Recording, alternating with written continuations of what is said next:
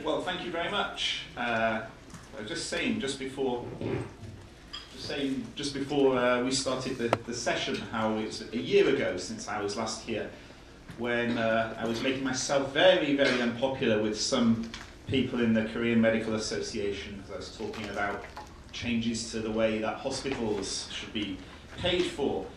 So it's quite nice to be here today talking about something where I think some elements will be quite happy in the Korean Medical Association. At least will be slightly more popular when I go and visit them later on. Talking about moving from hospitals to primary care for chronic diseases, I need perhaps to say something about why it's in this conference on social cohesion, on equity and so on. You know, the obvious thing to do if you're talking about equity and social cohesion in health in Korea would have been to talk about out-of-pocket payments. As you know, they're very high compared to most other developed countries. However, I'm not going to do that, partly because we're already addressing it. I'll show a slide in a few moments about that, but also because it's pretty obvious what you need to do to address high out-of-pocket payments and the inequities caused by them. The reason why I'm talking about primary care is that my focus is really very much on non-communicable diseases. Already overwhelmingly the main cause of mortality and morbidity in developed countries, and still growing very rapidly. Things like the cancers, mental health diseases, cerebrovascular diseases and so on. The point about these NCDs is that they are quite unequal in their distribution across the population. Partly this is due to lifestyle factors, but look at all these different diseases and you'll find a socioeconomic gradient, with, generally speaking, people who are at the lower end of the socioeconomic spectrum are more likely to have diseases. And in addition, we know that access to care is also unequally distributed. So unless we find a way of actually dealing with these non-communicable diseases in a way that's equitable and fair, as well as being financially sustainable, we are going to see widening health inequalities, as has already happened in most other OECD countries, where you're seeing really quite rapid expansion in health inequalities, even in countries that are taking it very seriously and trying very hard to reduce those inequalities. So when I look at Korea, it has an excellent health system in many respects. A lot of what it does is really world class. The trouble is often what it doesn't do. And that's what I'm really going to talk about today, primary care. In short, this is what I'm going to say. Your health spending is growing very quickly, but it's not going onto the right things.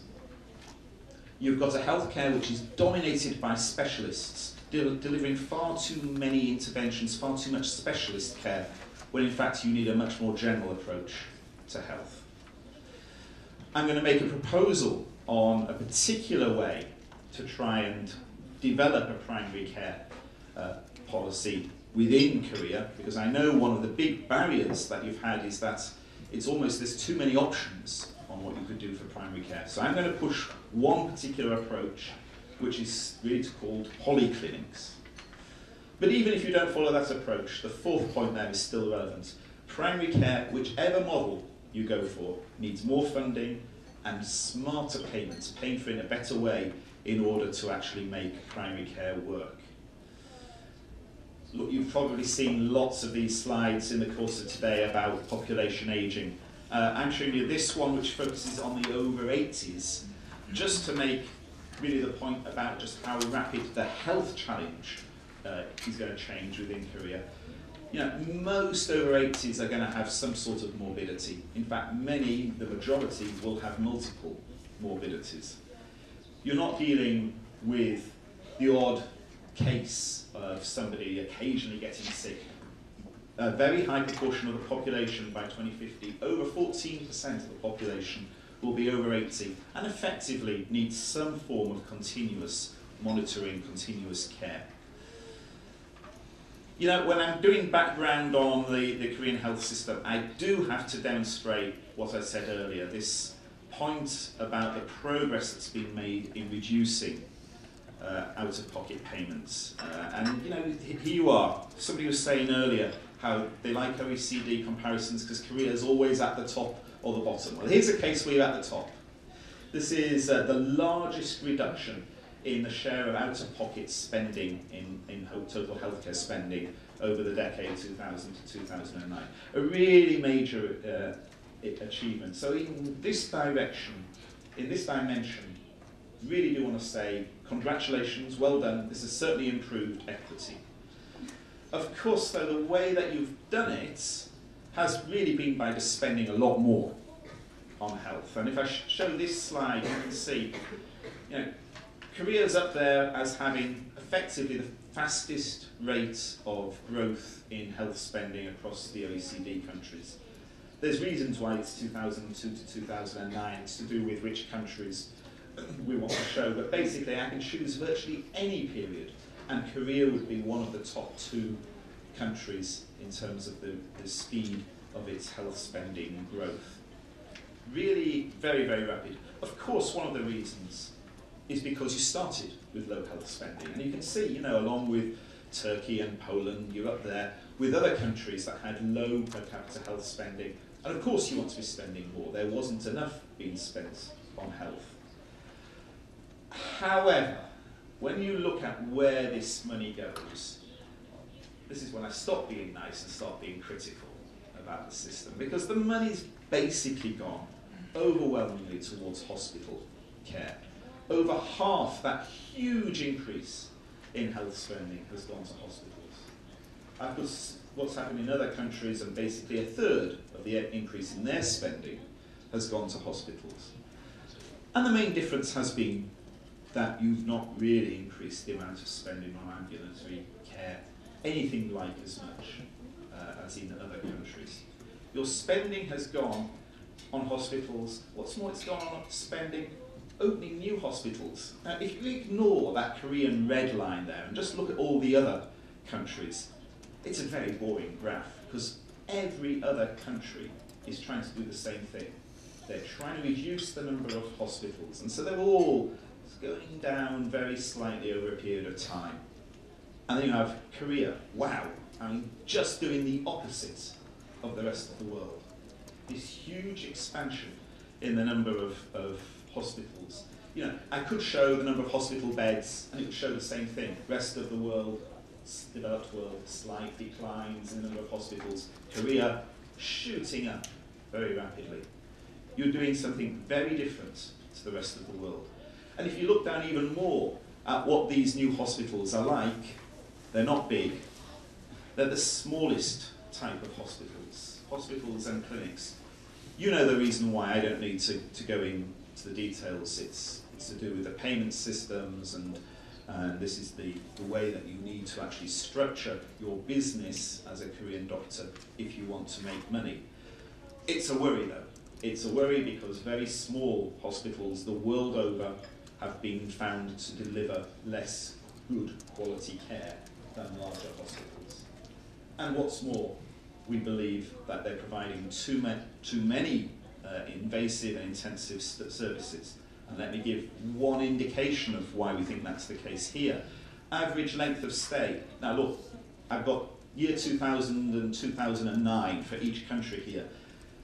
You can't see it's too far away, although it's in the publication that you have in front of you. If you look in detail at what's happened there, you can see that in Korea between 2000 and 2009, the average length of stay when you go into hospital went up quite significantly. If you then go through every single other country in that chart, you can find 2 other countries which did that. One I think was Indonesia, let's forget about them. The other one, Canada, where there's special reasons why waiting times went up in Canada. So again, this is another area. You're putting more and more hospitals in place, more and more hospital beds, and you're keeping people in the hospital for longer. It's the opposite trend to the rest of the world, developed world. Would we care if that was giving good quality care? Well, we might, because it wouldn't be very efficient, I would argue, although I don't have time to explain that now. But in fact, this chart is, and then my next chart, is showing that there's reasons to doubt the quality of care that's being delivered. This is looking at people who are admitted to hospital because they have asthma. Basically, you shouldn't be going to hospital if you have asthma. This is something that should be dealt with outside of hospital. If you're going into hospital, it's a sign that your care isn't good enough. And there you find Korea, third highest in OECD countries. Even that's good compared with diabetes, where you have an incredibly high admissions rates for uncontrolled diabetes compared to other countries. Even compared to other countries with a similar prevalence, the Polands, the Germanys and so on, Canada. Look how many more times Koreans end up going to hospital than in those other countries. So there are reasons to really doubt that you're dealing with chronic disease as well. People are ending up in hospital, expensive care, they shouldn't be. I said I wasn't going to talk much about efficiency, but I will show this. You have to get this right. Already, if we're just looking at just a small selection there of chronic diseases, by no means all of them, and you can see, even in that very short period, 2001 to 2005, a very rapid growth in the proportion of total health spending that's going to chronic diseases. It's slightly out of control, the system. It's not where you want to be going with a health system. So, all that was really background to build up to the point of saying that you need to get better primary care. I'm not the first person who said that. People have been saying this to Korea. Koreans have been saying this in Korea for many, many years. We know that it's a challenge to address.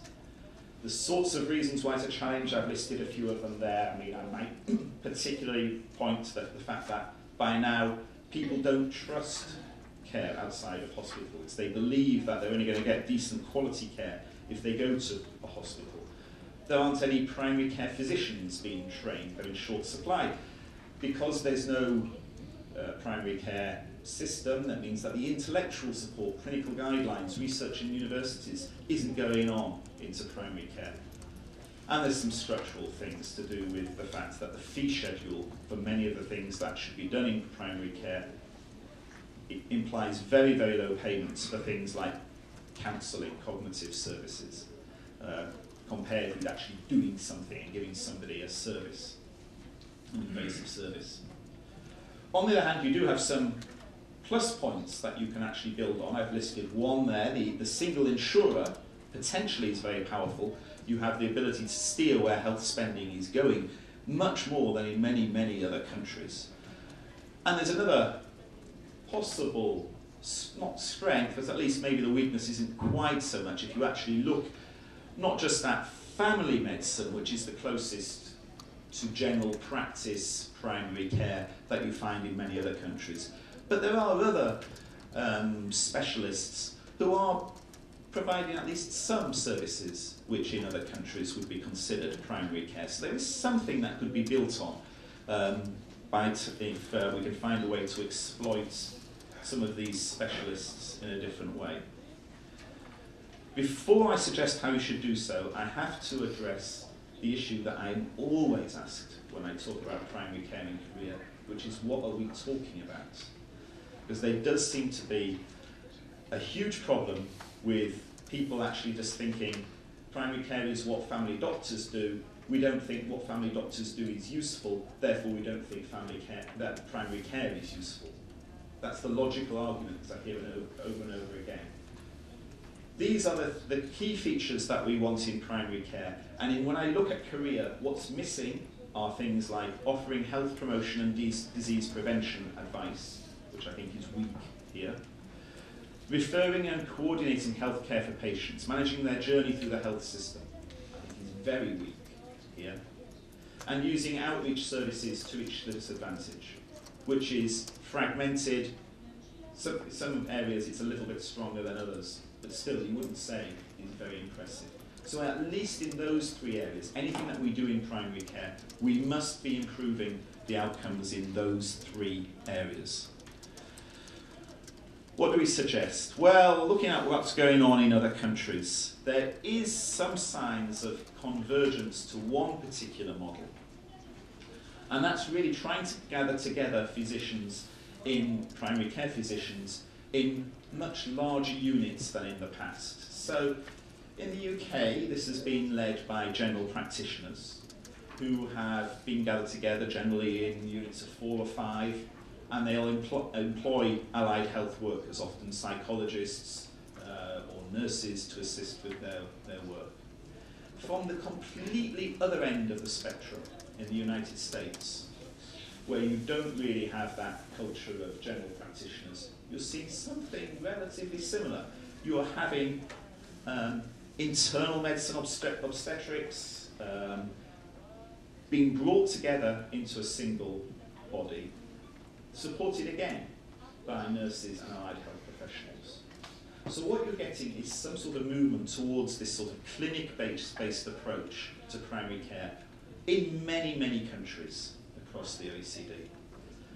We're not seeing it yet, of course, in Korea. If we actually look at how all practices are structured in Korea, and you find a very, very small proportion of group practice, really very small, something under 6% for these, if you believe these figures. So I think what we are suggesting as should be the core of a way to move towards a better primary care system in Korea is to develop polyclinics more along the American model than along the UK model, in the sense that there'll be multi-speciality. We're not trying to say that you'll persuade your physicians to give up their specialisms. We're just trying to force them to actually practice in the same area with other physicians, maybe with different specialities, also in the same practice.